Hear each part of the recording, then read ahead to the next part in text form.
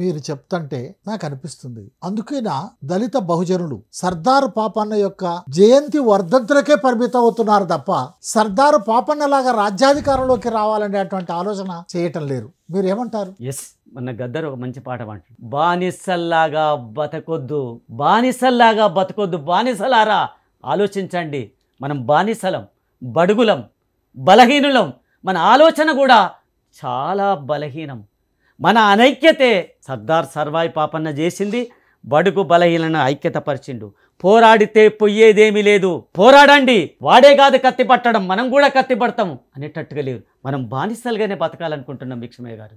ఇప్పుడున్న బహుజనులు ఈరోజు గీత, నేత, మచ్చ, రజక, క్షౌర గ్రామాలలో పెద్ద సంఖ్యలో ఉన్నారు. పెద్ద విస్తారమైన బహుజనులు, 85% వీళ్ళే.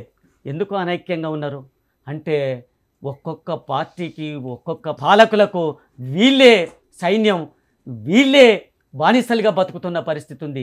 వీళ్ళే వర్గాలుగా అన్ని పార్టీలకు నాయకులు వీళ్ళే. కాబట్టి వీళ్ళని ఐక్యం చేయడం అది అధిష్టానానికి, ఆధిపత్యానికి ఆటంకం. కాబట్టి బీసీలను ఐక్యం అవడం అనేది కళ. ప్రపంచంలో ఎక్కడ కూడా ఈ వెనుకబడిన తరగతులు, కింది కులాలు వాళ్ళ ఆలోచన భావదారిద్ర్యం ఐక్యం కావడం అనేది జరగలేదు. జరగకుండా వీళ్ళను మనుధర్మశాస్త్రం కట్టిపడేసింది, చివరిగా బ్రాహ్మణిజం కట్టిపడేసింది. మెదళ్ళు బందీ అయిపోయినాయి. ఒక భావాజాల దారిద్ర్యం అంటారండి. మనం ఇలా వెనుకబడిన తరగతులం, బహుజనులం ఒక భావాజాల దరిద్రంలో ఉన్నాము. రాజ్యాధికార కాంక్ష లేదు. భూపతి గారు, ఆ భావాజాల దారిద్ర్య బద్దలు కొట్టుకొని బహుజనులు బయటకు వచ్చి బహుజనుల రాజ్యాధికారం కోసం ఏం చేయాలంటారు? ఈరోజు బహుజనులు కాక ఈరోజు బహుజనుల లెక్కలు చూపించడానికి కూడా ఏ ప్రభుత్వం సంసిద్ధం కావట్లే. ఇటు కేంద్ర ప్రభుత్వం సంసిద్ధం కావట్లే, రాష్ట్ర ప్రభుత్వం సంసిద్ధం కావట్లే. బ్రిటిషోడు తీసిన లెక్కలండి, కుల గణన. ఇప్పటికీ ఓ గీత కార్మికుడా, ఓ నేత కార్మికుడా, మత్స్య కార్మికుడా, నీ జనాభా ఎంతో చెప్పగలవా? నీ నీ నీ నీ విస్తీర్ణం ఎంతో, నీ లెక్క ఎంతో చెప్పగలవా? చెప్పలేవు. ఎందుకు అనంటే నీ లెక్కలు చెప్తే వాళ్ళ నిజ చరిత్రలు బయటపడిపోతాయి.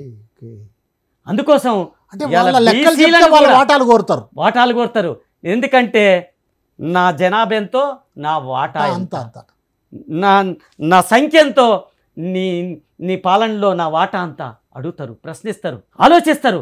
కాబట్టి జనాభా లెక్కలలో కూడా నీ సంఖ్య ఏందో, నీ పేరేందో కూడా తెలియని పరిస్థితుల్లో ఈరోజు పాలకులు ఉన్నారు. ఒక్కసారి ఆలోచించమని అడుగుతున్నాం. గీత, నేత, మచ్చ, రజక, క్షౌర, కమ్మరి, కుమ్మరి, ఈ బడుగు బలహీనులు, మాలా, మాదిగా వీళ్ళమందరం అనైక్యంగా ఉన్నాం.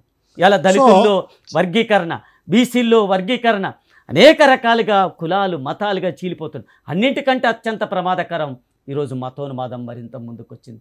అత్యంత ప్రమాదకరంగా ఈరోజు మతోన్మాదం ఇవాళ మన ముందుకు వచ్చిన పరిస్థితి ఉంది.